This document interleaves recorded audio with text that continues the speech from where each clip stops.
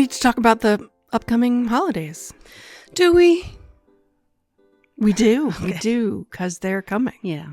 And I know this is not how you do holidays, but for almost everybody, they're a time of gathering with family and friends. And most people love this about the holidays. I know. You don't believe me. No, I believe you. I But believe you. This is the vast majority of humans feel this way about holidays. But it's not merely the that, vast like, majority of I'm not a humans. gathering type person.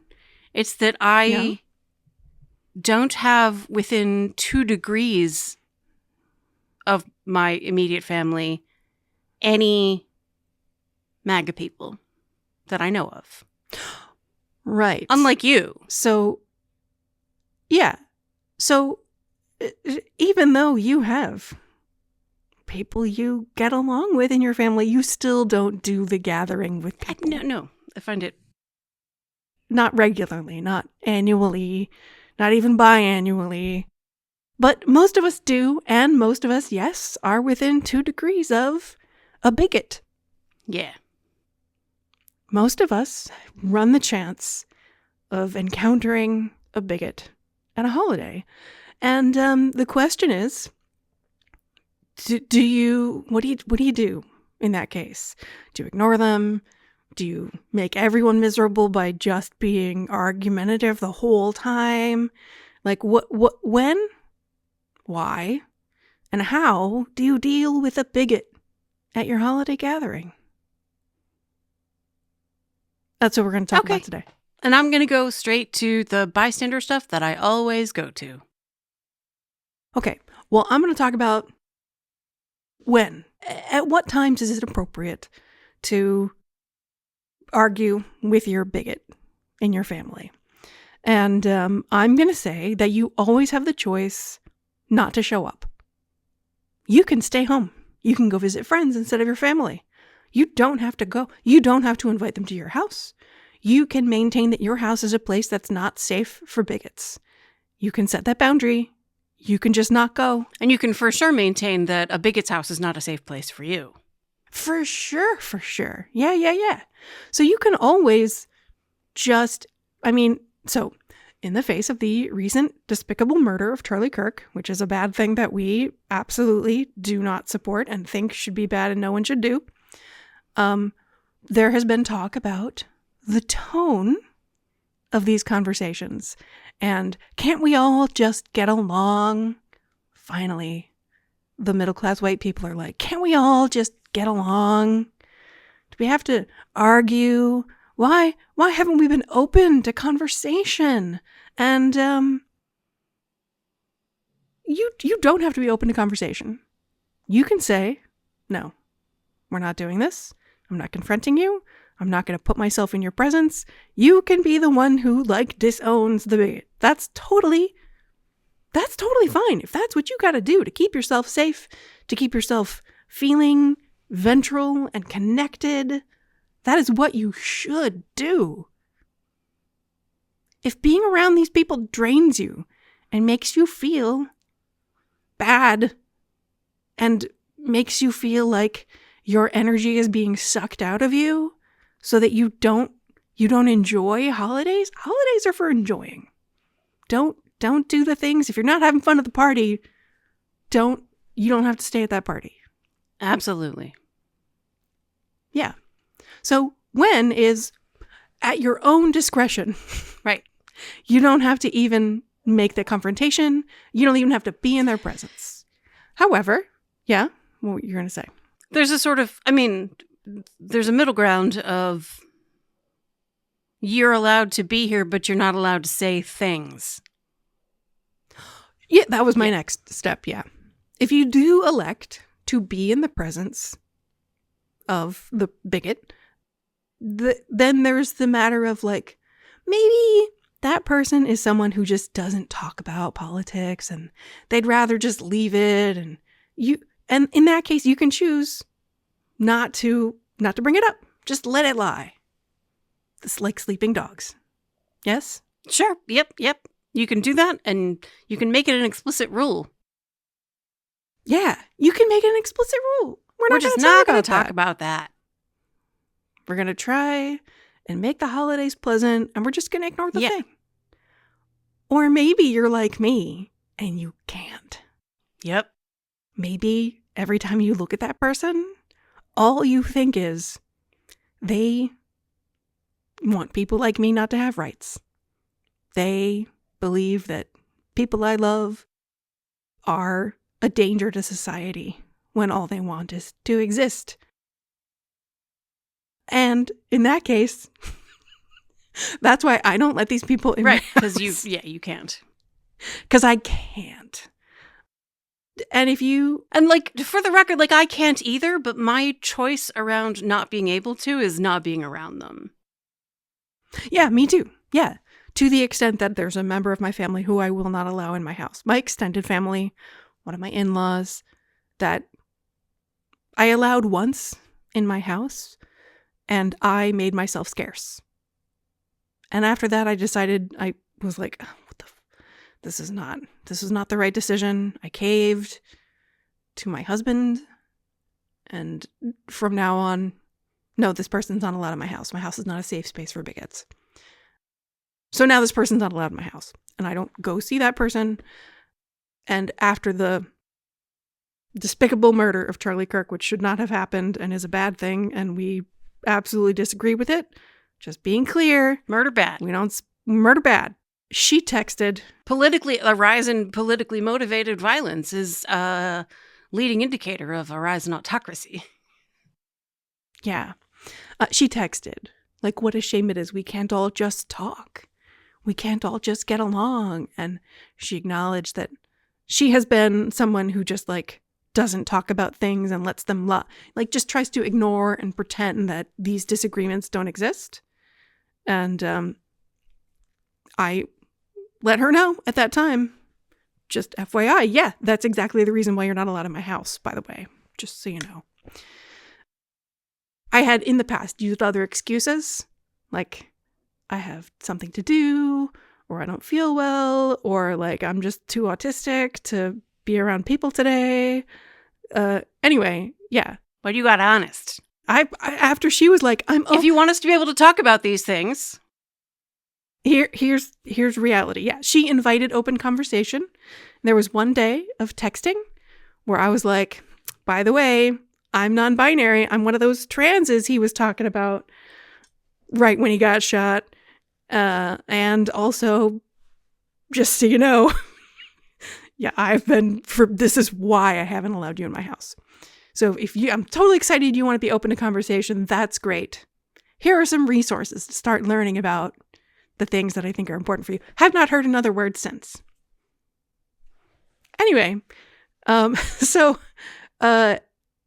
if there's no explicit rule saying I am going to go be in the presence of this person, we're not going to set a rule explicitly that says we're not talking about this stuff. Or if they break the rule and inevitably they say something bad, they say something like, you know the things they say. Yeah. Dog whistle things, Fox News talking point things, lies and bigotry that they spout. Do you object? I mean, I think unless you feel really unsafe, you're going to want to. But I think this is the time when you talk about the bystander things. Okay. So before I talk about the bystander things, I want to offer a resource for people who know that they're going to be confronted with people in the MAGA cult. There's a social media person who goes by Knitting Cult Lady. Daniela Mestenek-Young, that's her actual name. She wrote a book about cults. She's written a couple of books now. One of them is coming out next year. One is called Uncultured. She was raised in the Children of God pedophile sex cult. And when she was kicked out of the cult, she came to America and joined as she describes it, the cult of the U.S. military.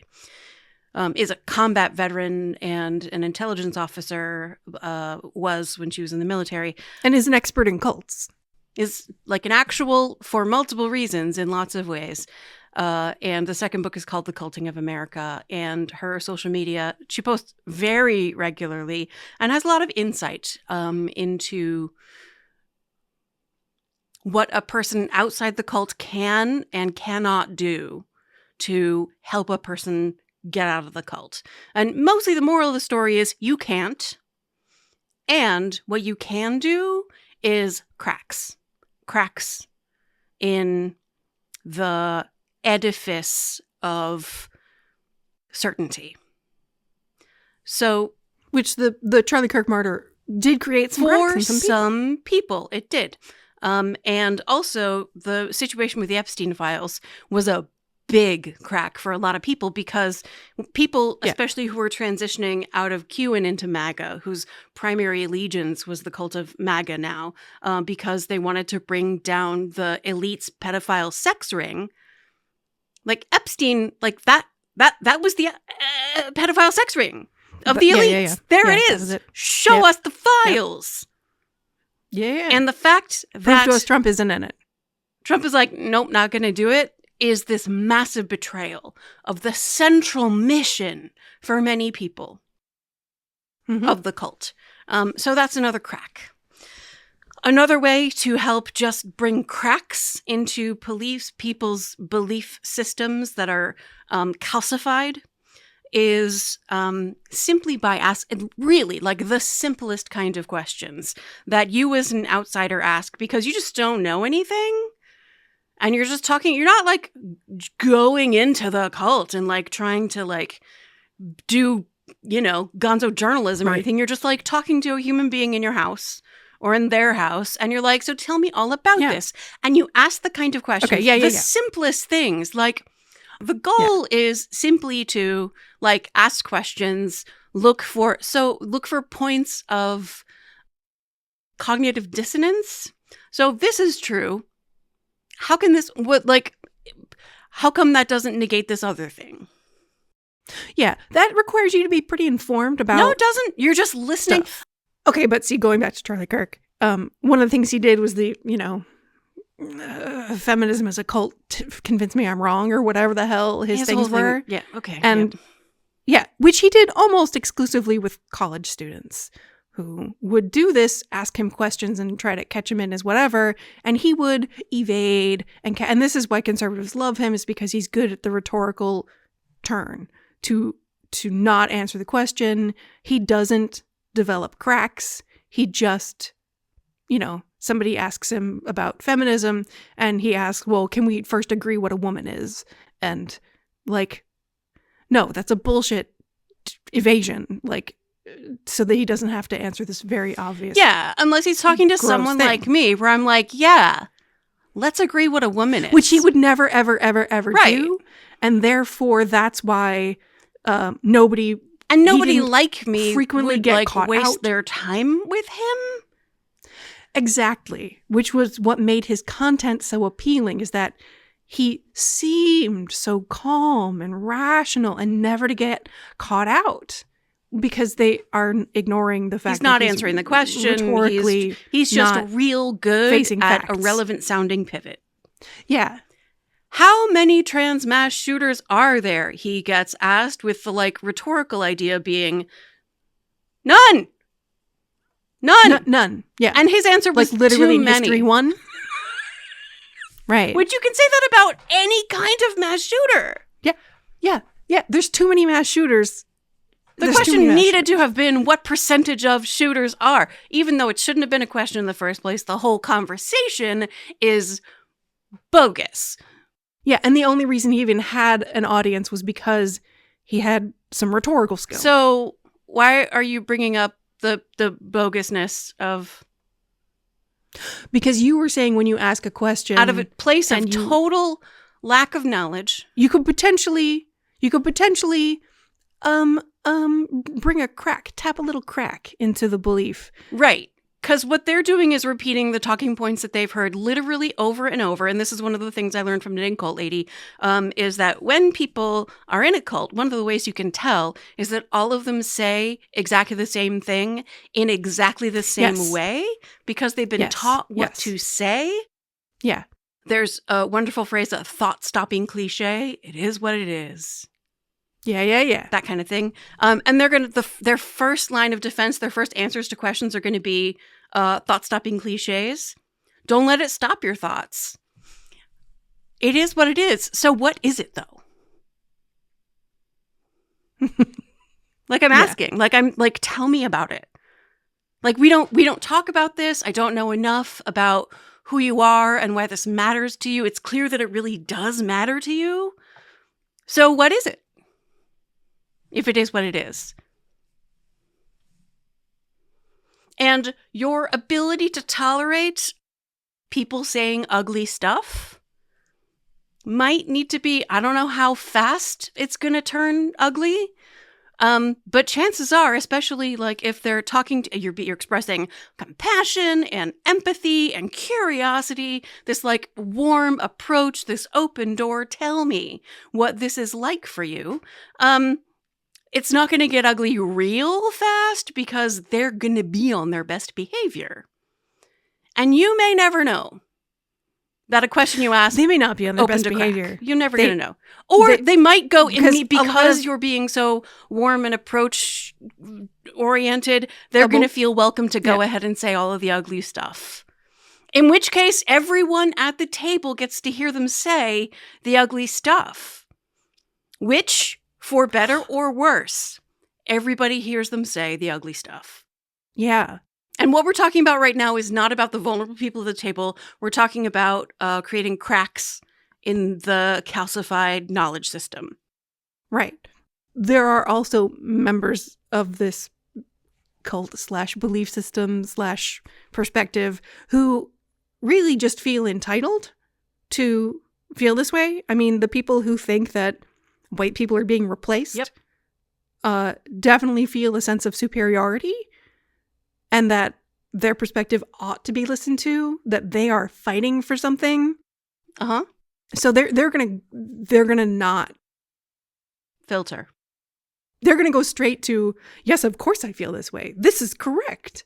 Because they feel a sense of entitlement to it and it would not occur to them that this is bad or shameful. Maybe. And they're going to say the ugly stuff out loud, for better or worse. Okay, so the answer to when is at your own discretion. Yes. Huge permission just not to be in that circumstance. Sure. The answer to how, step 1 is with curiosity. Yeah, how depends on why. Is your goal to create a window of opportunity to put a crack in the calcification? Then... Oh, that's right. Why was second, not sorry. Yeah. So why? Are you doing it because you want to, like, soften the calcification? Or are you intervening and having a conversation about it because you want to protect the vulnerable people at the table? Because you want to establish a boundary? And then you get to how. So the bystander stuff for me is relevant not if you want to soften the calcification or put a crack in that edifice. And the thing is, it's so superficial. This kind of belief system is so shallow. Its fragility is part of why people get so defensive so fast, because part of them is aware that the smallest crack could cause the whole thing to shatter because it is so it's an eggshell, a tap in the right place. Yeah. Whereas... So they're intuitively defensive. Yes, because like a tap in the wrong place could do it wrong. Whereas if you put consistent pressure all over an egg, it's never going to break. It seems like it's very strong, right. But when you drop it on the floor, it shatters because there's differential pressure on one side. So don't get pressure on all sides. Don't do a squeeze. You want to tap. Okay, anyway. So if your goal instead is to protect the vulnerable people, then you want a bystander intervention. And we're going to go to the Green Dot program led by Dorothy Edwards, which goes by the 3 Ds. The first one is distract. This is the least direct intervention. Well, okay, so let's do direct. Direct is the most direct intervention, where they say something MAGA-y, and your direct intervention, you might choose to have it be a soften up thing. Like, tell me more about that. I'm really curious. Or it might be simply boundary setting. I heard what you said, and that's not acceptable at this table. We don't use that word at this table. And I am not stopping your free speech because I am not the government. I'm a human being sitting at this table, setting a boundary, and I'm allowed to do that. And if you don't like it, you are welcome to leave. Mm-hmm. That's if it's your table with you have authority to set boundaries. And if it's not your table, if you're like, so I am not okay being at a table where that's the kind of thing gets said. And if we can just establish a limit we're not going to say that word, we're not going to talk about this topic, great. And if we can't do that, I'm afraid I can't be here. Mm-hmm. And that doesn't change how much I love you. That doesn't change what an important role you've played in my life. It just means that I cannot be in the same room as that vibe. That energy is physically toxic to me. For me, it's like sitting in a room with poison gas. Yeah. Like if you're... And that's when they accuse you of being a special snowflake. And you know what? That just means that they don't care about you and your feelings. And that's probably a sign about what that relationship is. Yeah. I don't know why it's like such an own to call somebody like a special delicate snowflake because they have a feeling that got hurt. Like, yeah, what you said hurt my feelings. Because they believe that empathy is a weakness. Yeah. So, Lindsay Ellis, who is great, made a long video about the right wing. It's long and it goes to very dark places. But one of her most important points is that the right is having to go to this extreme length of convincing MAGA followers that empathy is weakness. Mm-hmm.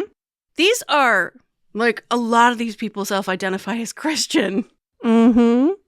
So to go and be like, one of the central tenets of Jesus, is love thy neighbor as thyself.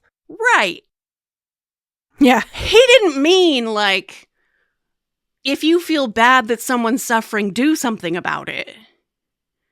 He meant, who's suffering, though? Who's suffering, though? Not the women who die because of lack of access to reproductive health care, but the embryos and fetuses who are defenseless. Where the pregnancy is terminated. Because of the choices of the irresponsible mothers. You can only feel bad about them and not feel bad about the actual human beings in which that embryo or fetus is gestating, right? Yeah. Pro-life means this particular kind of life at this particular kind of stage. Her starting point was Miss Rachel, who is a social media person for very young children, specifying language development. And she started posting about, like, children dying in Gaza. And got just, like, a shit wave of hate for posting about how it's not okay. This was not in her content. For children. That's directed toward children. That was in her content that's directed toward parents or just general audience. Even though she does have content that is for children, she distinguishes and differentiates separate feeds. Yeah. Right. She's not going, Gaza is a Holocaust. Like, she's not doing that. So, so the right is freaking out about Miss Rachel having empathy for children dying of starvation in Gaza. For whom her audience, her whole thing is helping children. Yeah. And Lindsay Ellis, who has 2 kids now, is like, has the same experience of, like, seeing pictures of hungry children and being like, only because of an accident of geography is that not my child. Yeah. That's empathy. That's empathy. And that is the sin of Miss Rachel. It is the sin, what makes them call Mr. Rogers an evil man. Because he tells children they're special and good, and he's proud of them. And he teaches them to have empathy. And, like, how dare children's television, famously apolitical, right? Yeah. There's another story about in a classroom in the, I think, Midwest, there was one of those posters, everyone is welcome. And like just hands, drawings of hands of a lot of different shades. And the teacher was instructed to take this down because this was too political. So, you know, a political movement is on its last legs when it is starting to reverse direction on one of the central tenets of its foundational teachings. And let's face it, like, Christianity has never very much been about kindness and empathy. Like, it's very much been about conquering. It's been weaponized and politicized and not in its application at the level of government, which... But when you're having to be like, I know you feel bad about these young trans children who are more likely than almost any other group in the United States to be unhoused, to harm themselves, to die, to be assaulted in all of the ways a human body can be assaulted. I know when you hear that story, it makes you feel bad, but they're evil, and therefore, don't feel bad. You're feeling bad? They're manipulating you. They're trying to get you to agree with their evil agenda, right? So when you, as a human being, go and say a thing about, like, so I need to let you know that the thing you just said hurt. Ouch. Ouch. That was the thing that hurt. And I can't stay in a place where I'm just going to get hurt over and over. Big defenses. Because you're trying to manipulate them by having a hurt. Having feelings. Yeah. Your feelings cannot matter to them. And so, like, don't expect, like, when you talk about, like, I'm coming to you from a place of authenticity and genuineness, I'm letting you know what it is about that that's unacceptable to me. And I want you to know that I am just, like, for my own survival, for my own well-being, I can't be near that. And I am not trying to manipulate you. I'm not trying to change you. I'm not trying to change how you think. I'm just trying to get through my day. And the way for me to do that is to not be in the middle, not be near that. Or is it to, for you to make one small change in your behavior, if it matters enough to you that I am here, then you will make that one small change in your behavior. I'm not asking you to change what you think. I'm not asking you to change what you do when I'm not here. What I'm asking for is this little change in behavior. If using that language and talking about this matters more to you than my presence, that's a choice you get to make, and I'm going to go. And I'm not trying to manipulate. Look how calm I am. Like, look how chill I am about this. Like, just let me know what matters more to you. Yeah. I have also, in my journey with my autism and developing a relationship with unmasking, have noticed so many times when someone objects to something I say, the thing they're objecting to is not something I said, but the way they interpreted what I say. And I am very reliable that I say words that I mean, and I try very hard to make the tone match what I mean.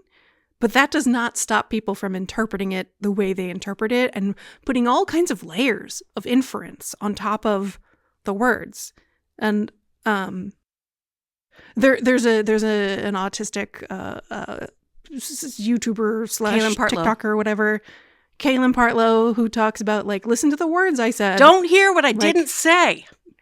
Don't hear words I didn't say. Like, I just meant the I words meant that the I said. actual words I said. The actual words I said. And like, I get, like, maybe other people communicate in ways that do include those layers and you can interpret, like, for me at least, I just mean the words that I said. I didn't mean all whatever else. Like, that was in your head. Yeah. And this is the lesson I learned just as a listen to sex the words. educator, because people are hearing what I'm saying through this like really thick layer of cultural lies. Yeah. So they're hearing a lot of stuff that is not coming out of my mouth because it's being filtered through what they already know. They can only understand what I say through the filter of what they already know. So I need to start where they already are and like gently like dig them out from under the many decades of cultural bullshit they've been buried under. So I have that experience. Yeah. So it's possible someone responds emotionally to the gesture you're making of opposition or disagreement without listening just to what you said. Yeah, when people set boundaries and limits, often people who are not used to having people set boundaries and limits react as if someone has aggressed against them. That you setting a boundary to protect yourself somehow harms this other person. Right. And like, look, they might respond that way. Just because they respond that way doesn't mean that's what happened. Yeah. Yeah. One of the reasons, for example, that my distant relative liked Charlie Kirk was the civil tone, the civil discourse that he seemed to present. And his appearance was one of civility, but his words were violent. His words were aggression, were hate. And a lot of people doesn't sound civil to me. I don't time. understand why anybody thought that was civil sounding. That's because you listen to words. And a lot of people don't listen to words. They listen to tone. No, even his tone of voice. He was an aggressive douchebag who reveled in humiliating people he disagreed with. That's unambiguous, and it was very obvious in his emotional presentation. He, however, wasn't aggressive and angry in a "I'm yelling at you, you have violated my rights" kind of way, which is what the people who disagreed with him, their rights were, he wanted to eliminate their rights. He wanted to make it more difficult for them to live their lives. He wanted to oppress people. And so he was met with this more sort of surface level aggression instead of his like twisty, sardonic, rhetorical, snide kind of aggression. So the first kind of intervention is this direct. And like, look, if you want to like yell, if you want to escalate, just know that escalation is escalation. It increases the risk of harm happening to somebody, even if it's just somebody who gets caught in the crossfire. There might be a kid at the table who you don't know it, but they're being raised in a family where there is conflict and violence, and you are recapitulating the psychodrama in which they live, and they're going to go into turtle mode.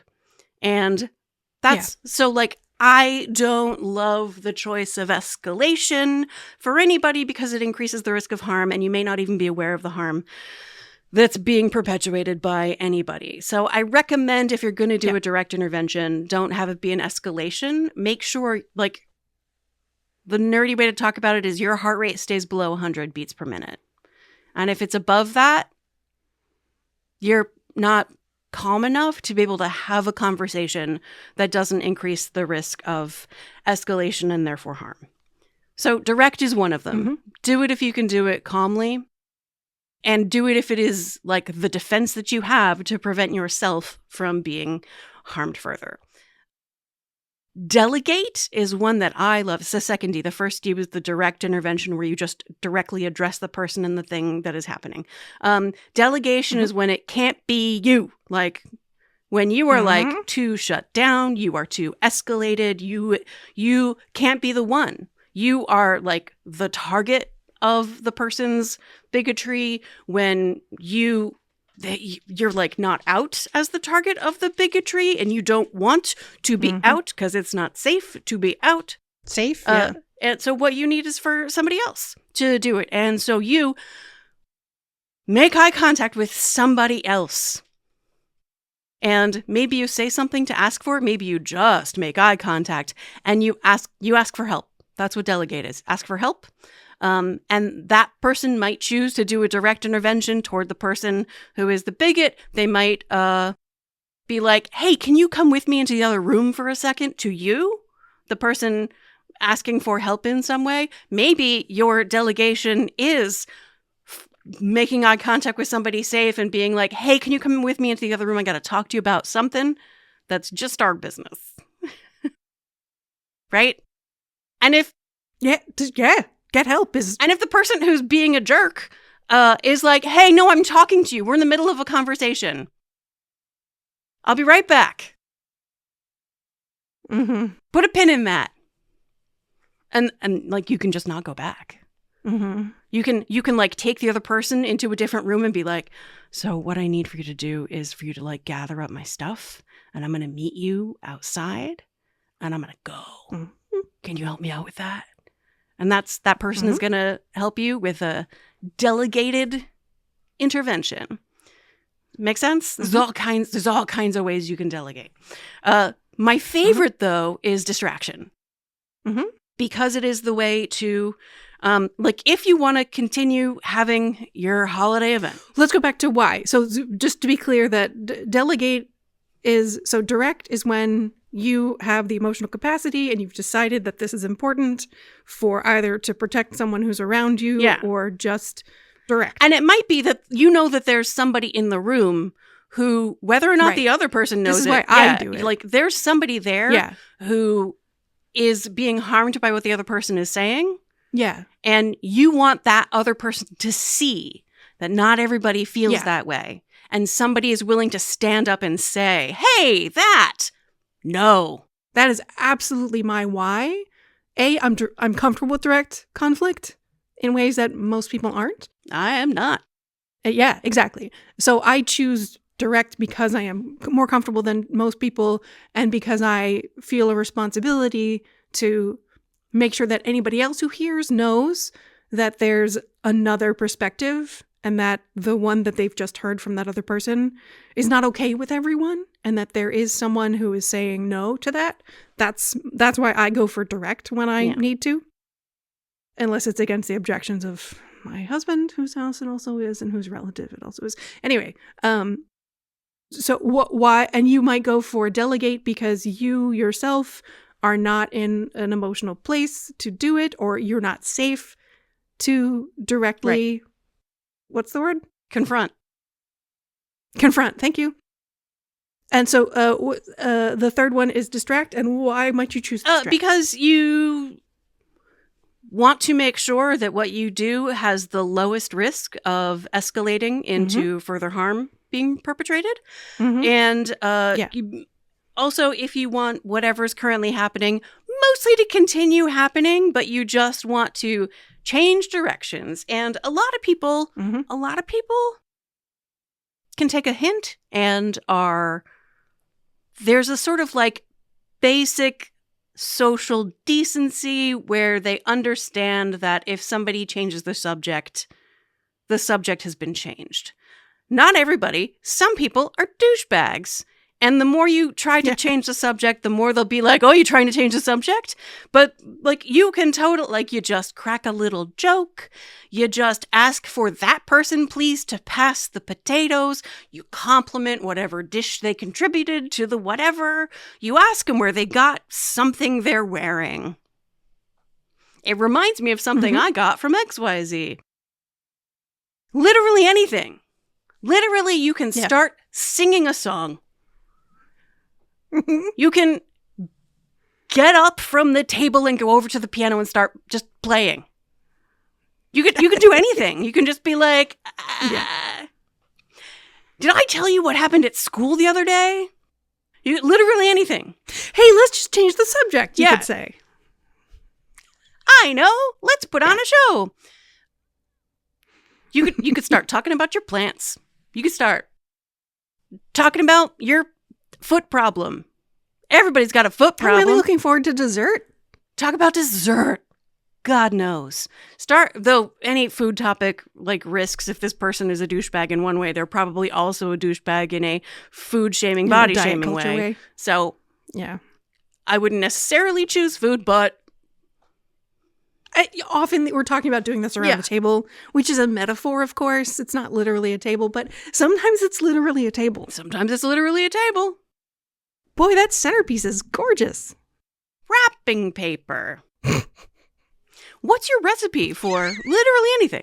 You know how Rich takes a little snippet of a thing and puts it at the end of the episode? I think this time he's just going to be wrapping paper. By the way you said it was very odd. What are your plans for tomorrow? Yeah. Drives, commutes. If a person traveled someplace, ask somebody who traveled, what was the traffic like? Yeah. Talk about like what drives your family used to make. When you were a kid, we used to only drive on Thanksgiving Day because that's the day the traffic is the lowest. Whereas on Wednesday, the day before Thanksgiving, that's the day the traffic is worst. Holidays are worst. It's a great day to fly on Thanksgiving, right? Like it's a great traffic. Yeah. Talk about the weather and the condition of the roads. Exactly. Kindly.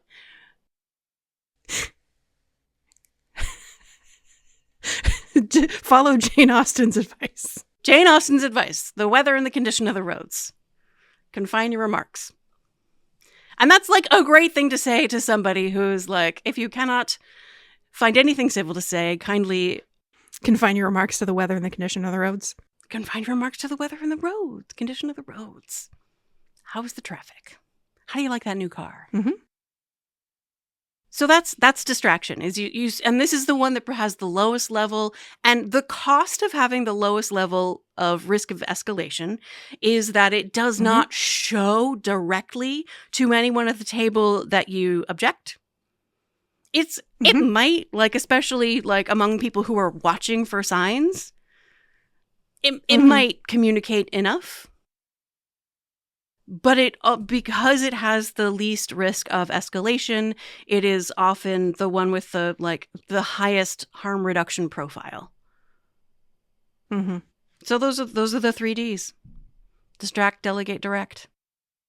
So those are the bystander things. Those are the whys and the hows and the whens, and some specific details about why this year it might be a little different. Maybe it's time to put a crack in somebody. Maybe it's really, really not. I want to say one more thing about the large scale, like why and how of the autocratic fascistic movement that's going on. I want to talk about the separation of church and state, the history of the separation of church and state in the West. Kind of begins with Charlemagne. Charlemagne, the Holy Roman Emperor. I know, it seems pointless. Emily's making what face at me. And just in America, we think of the separation of church and state as the removal of government intervention and direction as to how and why and who is worshipped, right? The Quakers came here because they were not allowed to worship in England, right? The way that they wanted to. There was oppression and stuff. So we in America think of like that freedom of worship is what separation of church and state means. But if you look at the actual history of the separation of church and state, it's not about what the government does to people. It's about the relationship between government and church authority. Does the king have to do what the Pope says? Does the Pope tell the world who the Holy Roman Emperor is? Does the Pope have to anoint an emperor? Or does the emperor declare, I'm the Holy Roman Emperor, and the Pope just has to suck it up? That's about this. That's the real, when you're writing a constitution and when you're in charge of the government, that's the separation of church and state is, does the Pope tell me what to do? Does the Bible tell me what to do? Does the Quran tell me what to do? It's about the relationship between government and religion, not between the government and how people worship. Does that make sense? It's an important thing to remember when people start talking about the separation of church and state, and is it a good thing? This is just information that is useful for right here, right now, when casual people are like, maybe we shouldn't have separation of church and state. Like, just, maybe it would be a nice crack to talk about how Charlemagne wanted to be Holy Roman Emperor, and he, had to make this concession with the Pope. That's the history of separation of church and state, not what we think of it as people who... Yeah, I mean, the guy who runs the OMB is actually literally, no, for real, wanting to establish a Christo-fascist state. That's a literal stated goal for Russ Vogt. Right. That's a relationship between government and religion that is about, I want to impose religious rules. My religious rules on every person in the country, and I think that's for the best. But, that's really not what church and state is about. It's about, does the government have to get its authority from somewhere on high? Does there have to be a supernatural element to... No, that's the same thing. That Russ Vogt wants the government to follow Christian rules as he understands them. He wants the government to get... He has a misunderstanding about the nature of the separation of church and state. Throughout history, so if you want to put a crack in somebody's... Doesn't feel like it would work, but if people want to talk about Charlemagne, sure. Or just when Kennedy was elected, there was a lot of concern that a Catholic president was going to do what the Pope said, right? If that's a more recent, example of the same thing. I think the kind of thing that puts a crack is to be okay, if somebody broaches the maybe there shouldn't be a separation of church and state. Maybe we've kind of been doing it wrong. Cool, neat. Tell me more about that. Tell me how that's going to impact people of different faiths in this country. Tell me what that's going to be like for the Jewish people who live in America. Tell me what that's going to be like for the Muslims who live in America. Tell me what that's going to be like for the Sikhs who live in America. They're going to say that they shouldn't be in America. Make them say it out loud. Make them say it out loud. That feels terrible. Yeah. They believe terrible things. Yeah. Make them say it. And if they don't feel ashamed of themselves, that's very valuable information.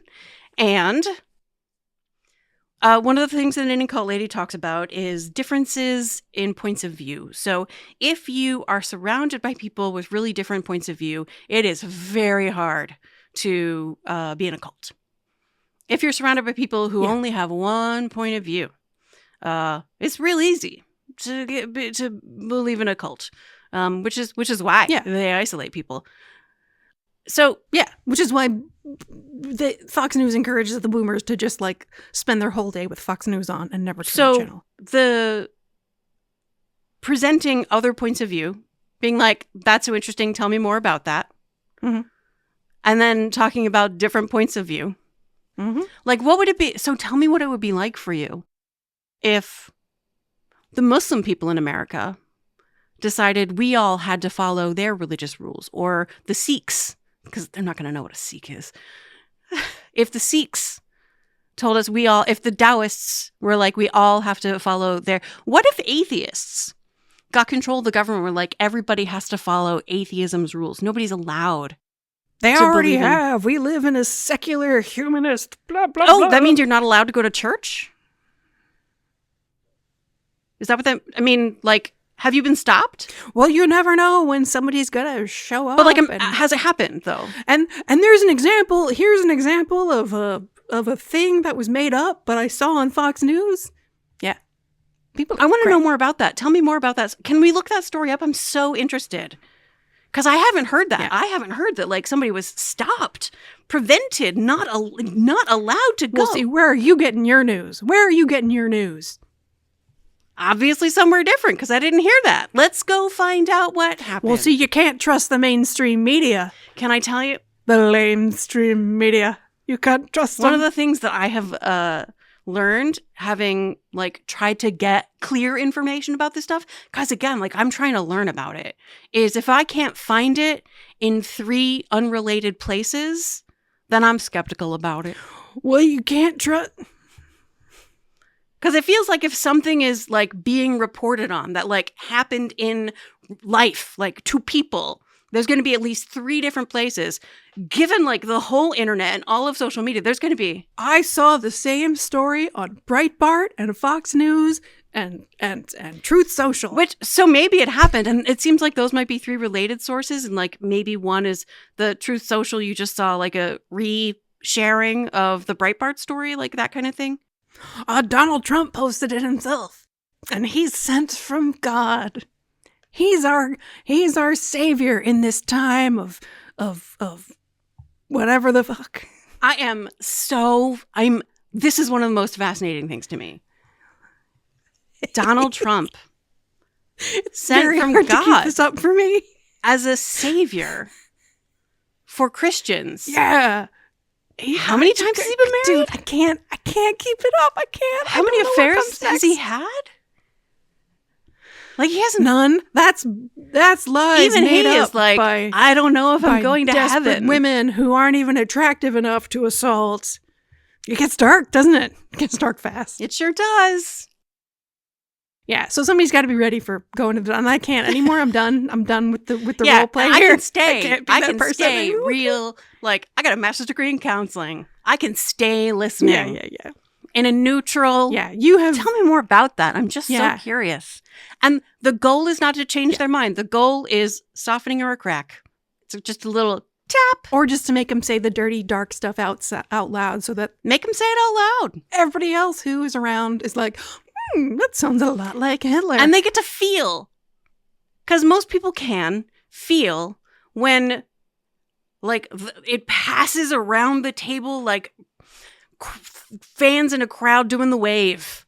They're like, oh, ooh, that that's was not okay. Yikes.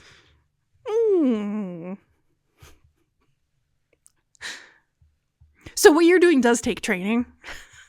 I think it doesn't come instinctively to a lot of people, but if somebody has the capacity for it, wow. And like maybe your job, if you are the person who can do that, and let the record show, I'm not. Like in real life, I can't. Like, because my blood pressure just goes, whoomp, and I have learned through experience that every time I try to tell people they're wrong, object out loud, I always feel regret and shame about the ways I did it inadequately. Yeah. And it is not worth the cost to me to do any of the good that it does to confront people. Because I know I'm not going to change their mind. And I'm not doing a good enough job of it to feel like I'm putting on the kind of protective, defensive performance that the vulnerable people at the table need me to do. So I don't. Whereas I feel it's good enough that I tried. Yeah.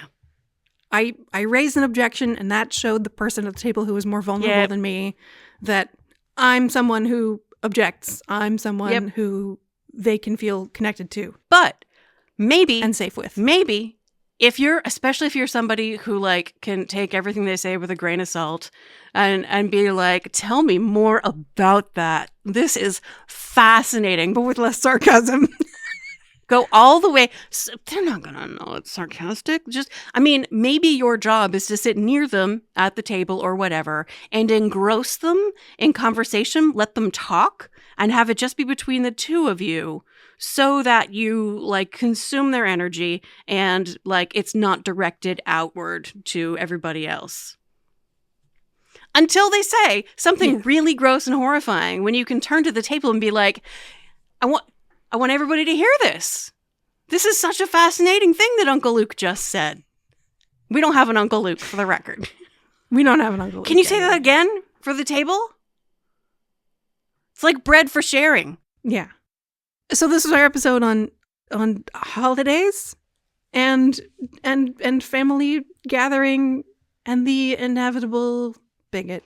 It's not inevitable. You can absolutely have a family gathering that excludes those people. That is also a strategy. And if it is inevitable, you can just not go. Yeah. I know a lot of people who really do. And I don't know how I got so lucky that, like, there's no one within a 2 degree of separation of my family who is someone I would not at least be willing to spend an afternoon with. Yeah. I only have a few. It's a very small number. Yeah, we're quite fortunate. Most people have a direct, it's half-ish. It's a third. Third of the country is fully... It's a third of the country. In the cult. It's a concentrated third, though. They occur in clusters. And I'm outside that cluster. I wanted to close with a parable of like a cultural touchstone in our country, if not sort of like capital W Western world, and that is the story of the Grinch. The Grinch who stole Christmas. I think the Grinch is autistic. And the Grinch isolated himself from the noise and the piles of people and made the choice to just be him and his dog up in his cave, protecting himself. And he's portrayed as having a heart that's 2 sizes too small. And that is a terrible, terrible story that portrays someone who is different as a monster. And when it gets too much, and he's like, I need to protect myself, I need to just like remove all of their sources of noise and the thing that they do that I can't take it. And in the end, they show that like, well, all you have to do is show that person love and what this means. And like that could be a strategy that you use to change someone's mind about what it means to be connected. Or you could interpret this as a very terrible story. This is how I think of it, as a very terrible story about how we have to inculcate people who are different from us into our way of thinking, and how, boy, if we only convince them that our intentions are good, then they will be able to tolerate and celebrate and be like us. And I think that if you're the person who is the Grinch and you just can't tolerate the noise, that your heart's the right size and it's okay not to, it's like, I think it's okay to be the Grinch. If you need to be like, I'm just not going to be a part of that. If there's anybody else hearing this who's like, that's a pretty selective reading of that text. It's 100% a selective I'm there reading. with you. I feel like that's not what that story's about. But the Grinch bothers me because not the Grinch himself, but the Grinch as a story bothers me because it's about someone who is different being reformed. Not because they have hate in their heart, not because they've taken any action that harms people until the story takes place. But for years and years and years, the Grinch lived in his cave all alone, doing his Grinch thing, protecting himself from all the noise. And I relate hard to the Grinch rather than the Who's down in Whoville. No? Okay, this is a selective reading. It's only me who's relating hard to the Grinch and wishing that the Grinch could have been celebrated for who he was. Yeah, if we're only talking about the Grinch up until the point when the story begins. Yeah. And then the Grinch does a bad, misguided thing because he is hurting physically. Like, oh God, this noise is giving me pain. Your clatter and your decorations are so, it's all too much. It's sensory overwhelm is what it is. And he has a bad day. And he does a bad thing in a very funny way. He pretends to be Santa. And haven't we all pretended to be Santa in order to convince a little girl named Cindy Lou that we should... Okay, maybe my reading is a little too specific. But what I'm saying is there are other ways to read this story, and I, for one, I want the Grinch to be able to be who he is. And he doesn't need to he doesn't need to have his heart grow 3 sizes. It's become a thing that he's He not also intended doesn't need to to be. steal Christmas. It's one day. He can get earplugs. Yeah. But he's had no support. He's been given no indication that, like, maybe he could be okay if only he had, like, some kind of intervention to help him deal. Sure. I don't think he has ears. Then why does he go the noise? Why does he do that if he has no ears? Yeah, well, he doesn't deserve to be called a mean one. And a slimy black banana. Okay. We good? Protect yourself Yes. is what I'm saying. I feel like protect yourself is the potential alternate reading of Sure. The Grinch. Yes. You're not allowed to take anybody's stuff, but Don't take anybody's stuff. Don't the try to real be moral of the Santa story is Claus. you don't have to try to And take you're anybody's Cindy stuff Lou just to protect your limits. That's true. Yeah. Save yourself one bad day and a potential jail sentence for impersonating Santa Claus. Okay. I think we're done now. And then talk about Charlemagne. Hashtag relatable. Okay, cue the ukulele. We're done.